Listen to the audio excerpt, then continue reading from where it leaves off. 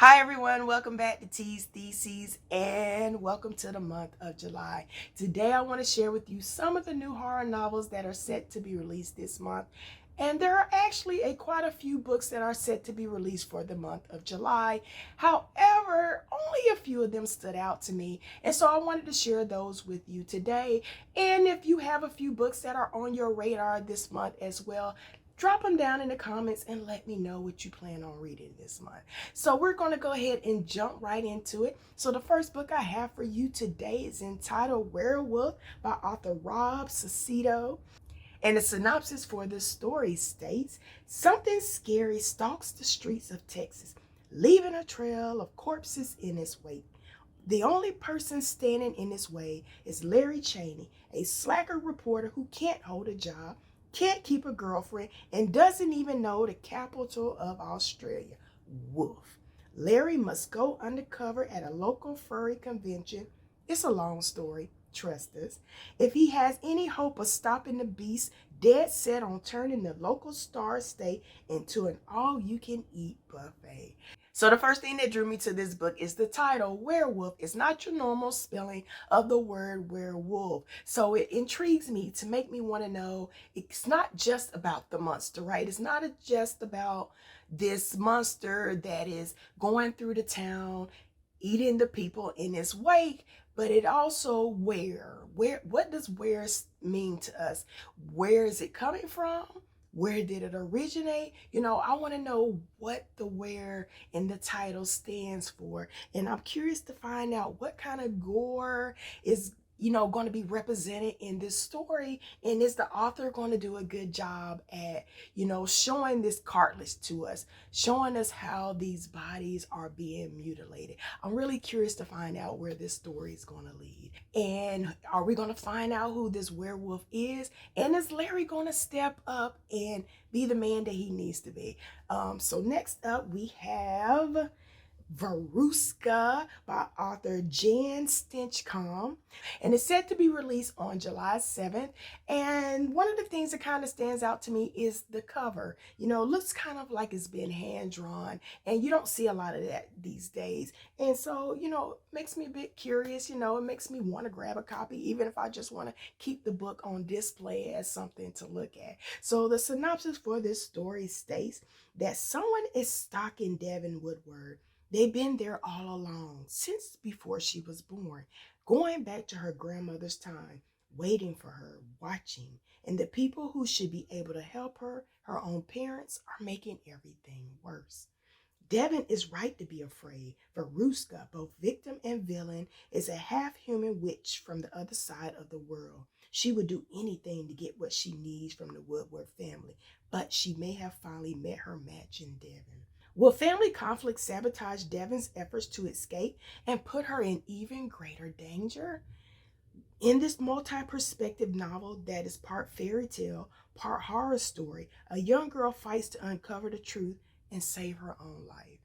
Okay, this book really stands out to me because, first of all, it seems more, even though it's listed as a horror story, it sounds like a coming of age story as well, where you have Devin who's having to fight against this witch named Verushka, and her family is not there to help her, but it's something that's been going on for generations, where Verushka is coming after the Woodward family, and maybe the family is tired of fighting and they're just ready to give up, and Devin is going to have to be the one that has to save herself, to have to save the rest of her family. So I am kind of intrigued to find out what is going to happen in the story, and I kind of want to meet Verushka. I want to know what type of witch she is, who's been hanging around, wanting to get to the Woodward family.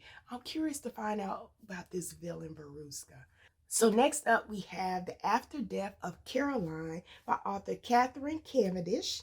And this book is set to be released on July 11th of this year. So the synopsis for this story states that at a weekend house party at an ancient Canterbury manor, Ali is caught between fantasy and reality, past and present, in the life of Caroline Reed, a famous singer from the late 60s who reportedly killed herself in this house. Ali soon learns that evil infests the unholy building. A sinister cabal controls it, as it has for centuries. Before long, her fate will be sealed, and she will learn about the role in the afterdeath of Caroline Rand. It begins with a chilling greeting. Welcome to Columbine, Miss Sinclair. You are expected. Okay, so my first thought about this story is, how is Ali tied to Caroline Reed? Has someone in Ollie's past, is someone in Ollie's past responsible for her death because the house is welcoming her? Or is it kind of like The Shining, where the son, like the house wanted him because there was something special inside of him? Or does Caroline want to enter inside of Allie? Does she want to take possession of Ollie and, wander around inside of her and live within her? Is she ready to live again? Was her life cut short too quick? And does she see Allie as the perfect vessel for her soul to encompass? I don't know. I'm curious. There are so many things to imagine about this story. Where can it go? Where will it go? Who will end up being the victor in this story? So I'm curious. So next up, we have Cruel Angels Past Sundown by author Haley Piper. And this book is set to be released on July 25th of this year. So the synopsis for this story states, a New Mexico Territory, 1882. She comes to the Klein Ranch at sunset, a strange, naked, pregnant woman dragging a cavalry saber. Annette Klein and her husband have built peace between their marriage and secret relations beyond, but their serenity dies in the bloodshed tonight through a cannibalistic demon and a mad preacher.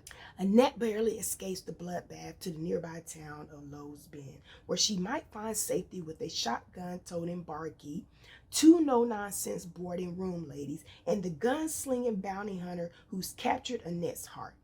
But hell is on her heels. If she's going to survive until dawn, she'll have to forget everything she knows about peace and mercy and follow a hollow malevolence more ancient and ruthless than she's ever imagined.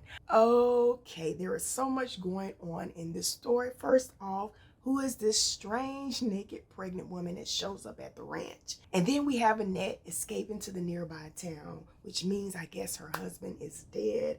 And so she's left there with this barkeep, and she's got this gun-slinging bounty hunter. And so we have this cast of characters, and they're thrown together, and we got to see if they're going to survive the night. So this story, first of all, it reminds me of Cowboys and Aliens with Daniel Craig. And then there's this movie where I think it's the end of times, and these people are trapped in a diner where this angel comes in and the world's about to end. I cannot remember the name of that movie. I don't know. I find this kind of intriguing. It's 1882, but of course at that time it's the end of times. You have these cannibalistic demons that are trying to wreak havoc across this landscape of what the world was in 1882. Of course, there wasn't that many people living as it is today, so it would be easy for to take over the world at that point, for the world to be ravished and taken over by demons. But it kind of makes you wonder, once all the cannibals eat the people, what happens with the cannibals? What kind of life is that? You don't have nobody else to eat. I think this is a cool concept, and I'm curious to find out where this story is going to lead. So those are all the books that I have for you guys today. Like I said, let me know if any of these books stood out to you, and let me know, what are you planning on reading this month? I am so curious, because even though I did my own research, I'm sure there are so many other books that are set to come out. Some that might even seem more scarier than the ones that I brought to you today. So that, as I said, that concludes today's video. Thank you guys again for sticking around. And until next time, you guys take care, stay safe, and try to do something nice for a stranger so we can all do our part to make this world a better place.